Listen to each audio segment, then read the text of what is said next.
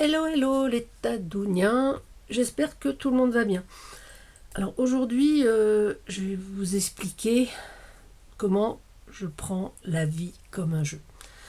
J'avais proposé cette vidéo dans une précédente et bon, je pense que certains en avaient envie, avaient envie de savoir parce que, puis je me dis que peut-être ça peut vous aider ou pas, je ne sais pas comment vous voyez votre vie. Alors, pour commencer cette vidéo, on va faire un petit peu de culture. On va faire un petit peu d'histoire, enfin, un truc comme ça. On va juste faire un petit peu... on va parler des différents points de jeu. Voilà. Euh, des expressions de jeu dans la vie du quotidien. Et avant tout, je tenais à vous dire, et ça c'est valable pour tout le monde, que on a tous un rôle dans notre propre vie et que la personne la plus importante de notre vie, c'est nous. Alors, que vous aimiez vos enfants, votre mari, vos parents, plus que tout, c'est normal. Mais n'oubliez pas que sans vous, ils ne sont rien. Donc la personne la plus importante de votre vie, c'est vous. Voilà. C'est-à-dire que voilà, si vous allez pas bien, les autres iront pas bien non plus, puisque c'est eux que vous aimez. Ok ?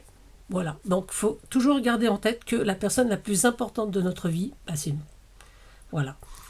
Ouais. Et c'est pas faire preuve d'égoïsme ou quoi. Il faut d'abord penser à être bien dans sa tête. Parce que dès qu'on va pas bien, l'entourage va pas bien non plus, quoi. C'est voilà. Donc voilà. Donc ça c'est dit. Donc il faut bien garder ça en tête. Alors, je vais vous mettre sur les mains, j'ai sorti quelques bricoles, mais on va pas bricoler, hein, c'est juste pour illustrer mes propos.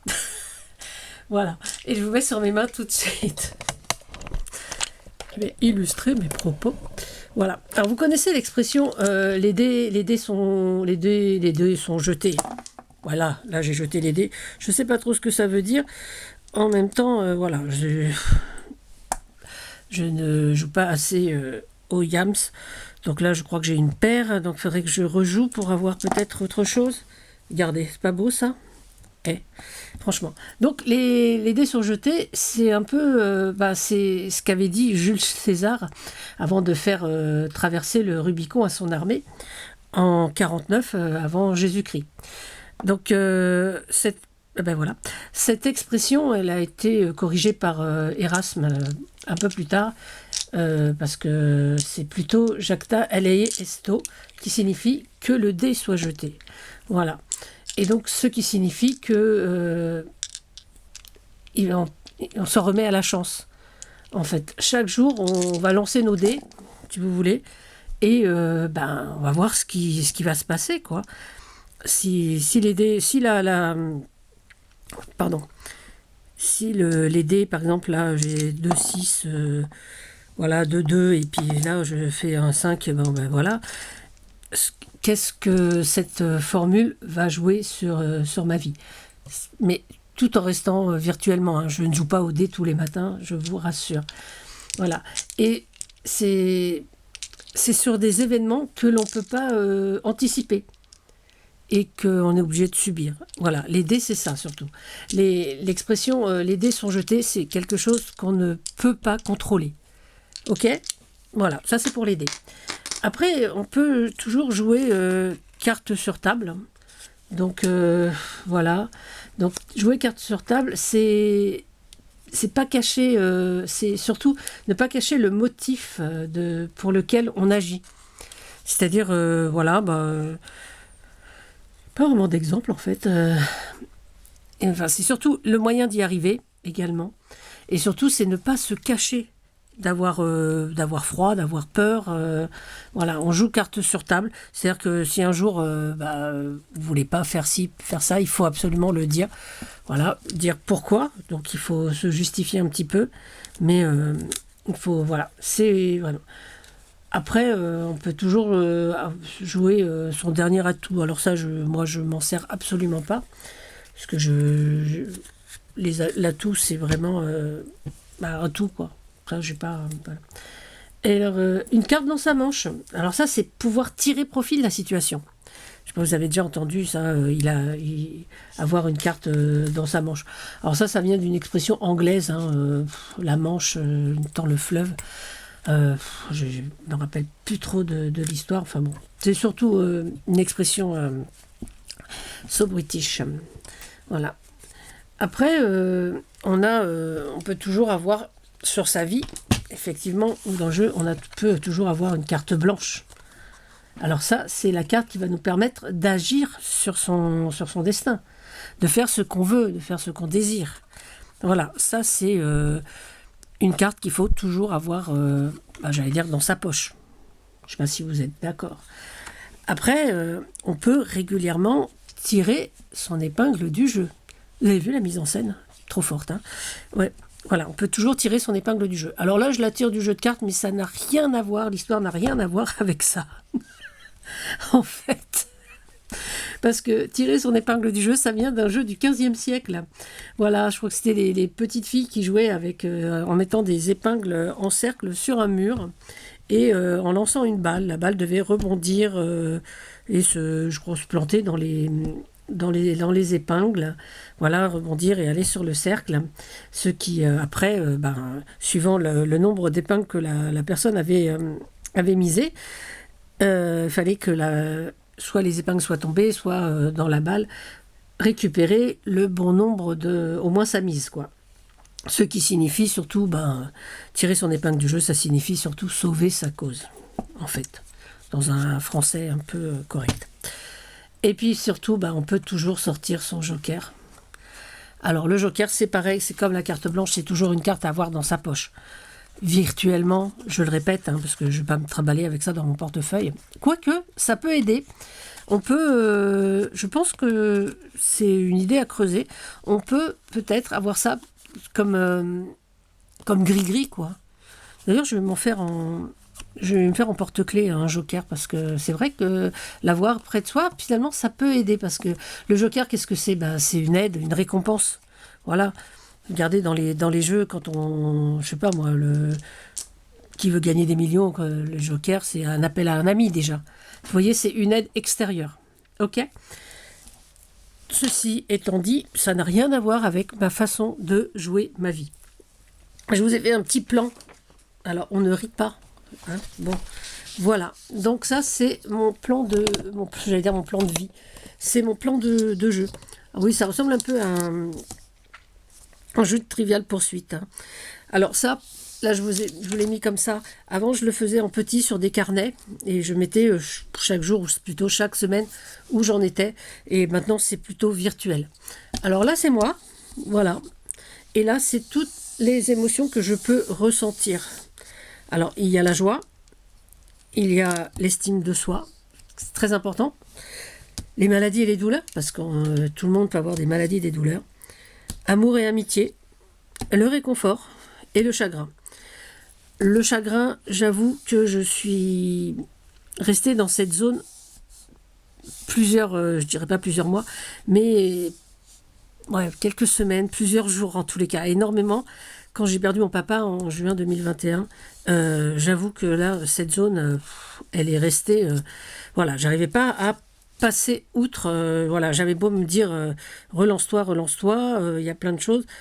Alors, j'ai essayé avec le réconfort. Alors, qu'est-ce que le réconfort ? Le réconfort, ça peut être, pour les gens, ça peut être scraper. Moi, je sais que ça me réconforte énormément, ça me fait beaucoup de bien. Ça peut être lire un livre, ça aussi, ça me fait du bien. Faire du jardin, je fais du jardin il y a quelques jours, mais j'avoue que après je me retrouve dans la gamme jaune douleur et maladie, parce que c'est très fatigant et je n'ai pas la santé pour ça. Voilà, même si je suis en excellente santé, que j'ai pas de maladie, on reviendra là-dessus. Le réconfort, ça peut être pour certains la bouffe. Voilà. Moi, je sais que, par exemple, des fois, j'ai des envies irrépressibles de manger un morceau de chorizo. Et ne rigolez pas. C'est vraiment le truc qui me réconforte. Certains, c'est les bonbons, les gâteaux, le chocolat. Moi, un truc qui me fait vraiment du bien au moral, c'est le chorizo. Ne me demandez pas pourquoi, j'ai toujours aimé ça, mais voilà.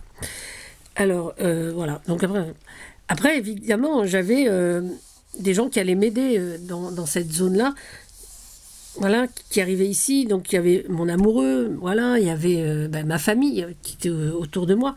Bon, en même temps, ma famille était aussi dans le chagrin, mais voilà, quand on est plusieurs, on essaye de se faire du bien. Les amis aussi, c'est très important d'avoir des amis. Voilà. Et donc là, j'ai mis amour et amitié parce que bon, ça peut être effectivement mon chéri, ça peut être mes neveux, mes nièces qui m'apportent énormément. Je vous ai déjà parlé de Com, de sa compagne Lola et tous les autres. Voilà, donc voilà, vous avez vu Estelle, vous avez vu. Voilà, c'est vraiment des personnes qui m'apportent énormément. Il y en a beaucoup d'autres, parce que je ne sais pas si vous avez vu mon bracelet, mais toutes ces petites lettres, je l'avais déjà dit, sont, j'allais dire, mes petits. Voilà. Donc il y en a que je vois beaucoup moins, mais franchement, voilà, ça va de 40 ans, de 42 ans, 42 ans à 2 ans, quoi.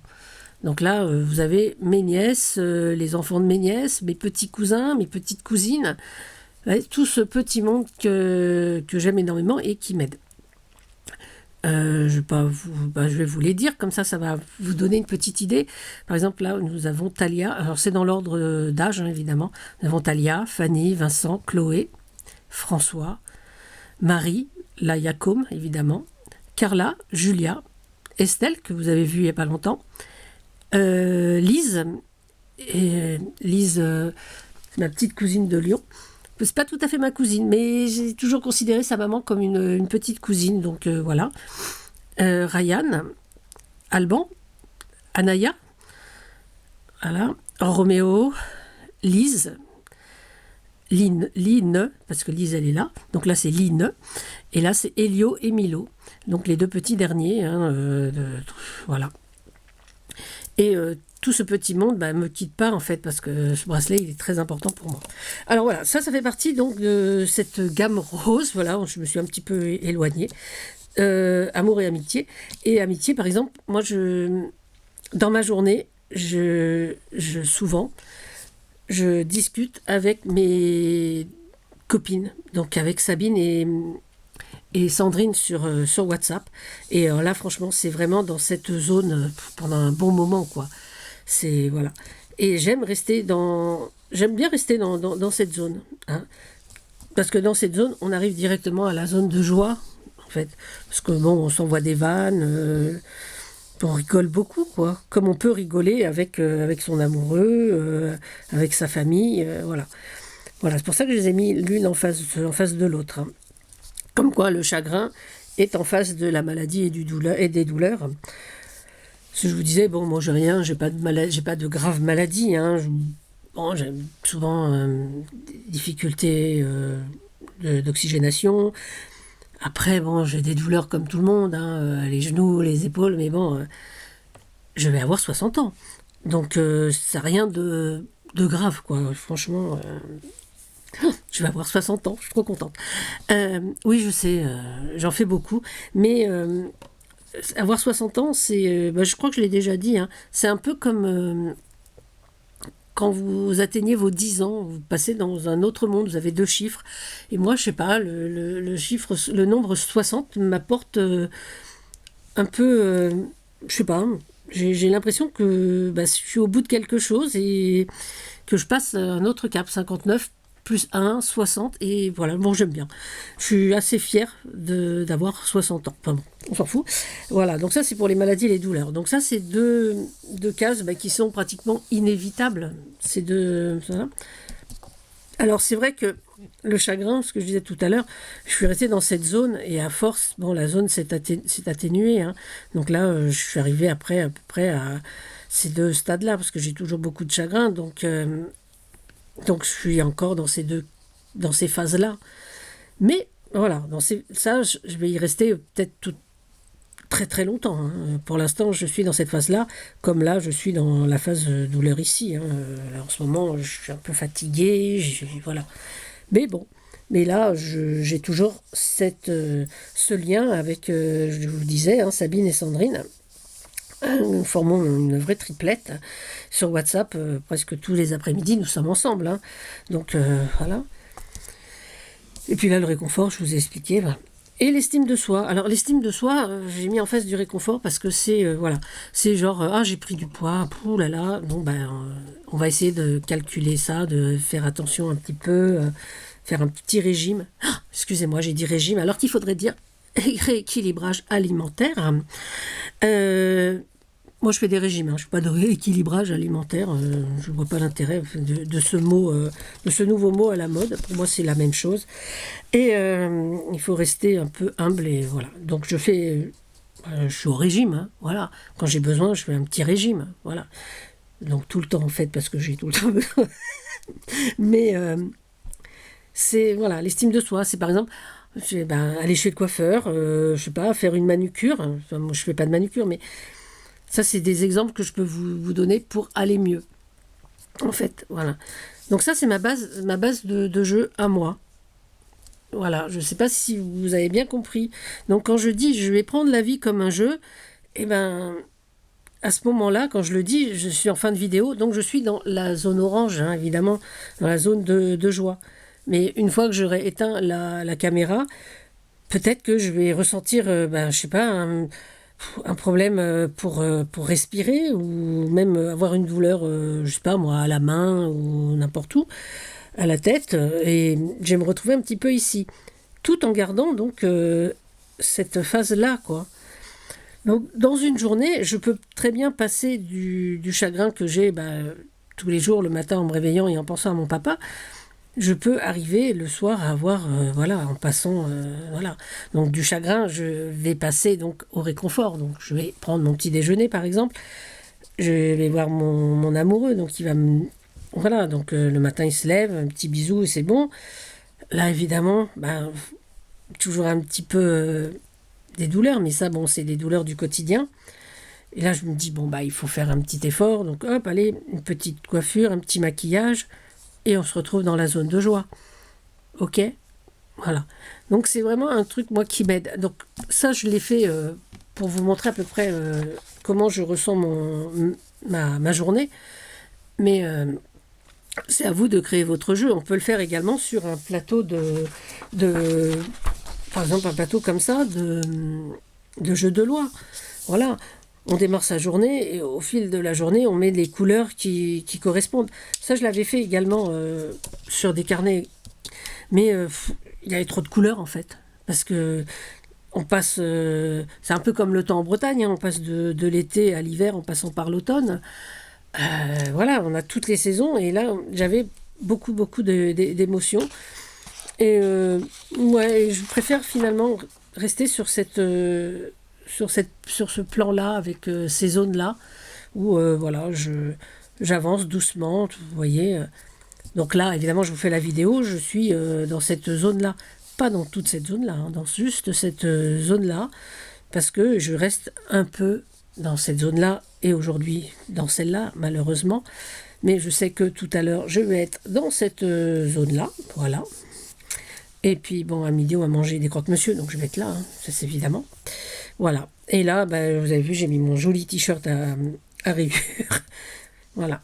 Donc ça, c'est ce qui m'aide à gérer ma vie, mon humeur. Et voilà, parce que j'ai pas envie que des choses négatives, parce que je sais pas si vous voyez, mais il n'y a aucun sur mon plan, et je n'ai pas mis les petits désarrois du quotidien. Une panne de voiture, moi je conduis pas, hein, mais je sais pas moi, une fenêtre cassée ou un truc comme ça. Ça je veux pas, je l'ai pas c'est pas moi. Ça c'est la maison, c'est la vie de couple, c'est la vie, par exemple, pour vous ça peut être, je sais pas moi, un problème à l'école avec les enfants. Ouais, c'est. Mais là, je vous ai dit, c'est pour ça que je vous ai dit que la personne la plus importante de votre vie, c'était vous. Là, c'est juste pour vous. Après, évidemment, je sais bien qu'on a d'autres problèmes à côté. À nous d'essayer de les mettre de côté, en fait, pour d'abord penser à nous avant de pouvoir gérer les problèmes du quotidien. Voilà. J'espère que j'ai été claire. Maintenant, vous savez pourquoi je prends la vie comme un jeu, parce que moi j'ai envie de positiver. C'est pas toujours facile, évidemment, puisque voilà, on a toujours des zones comme ça, hein, je veux dire, ces deux zones-là qui nous bouffent un petit peu, mais voilà. Donc, les Tadouniens, j'espère que maintenant vous comprendrez mieux ce que je veux dire par je vais prendre la vie comme un jeu. Et en attendant, écoutez, vous aussi, hein, prenez soin de vous, prenez soin des autres, prenez soin de vous surtout, parce que c'est vous la personne la plus importante de votre vie, je vous le répète. Voilà. Allez, les Tadouniens, surtout, surtout, amusez-vous. Allez, bisous, bisous, c'était Tadoun. À bientôt. Moi, je prends la vie comme un jeu. Hey!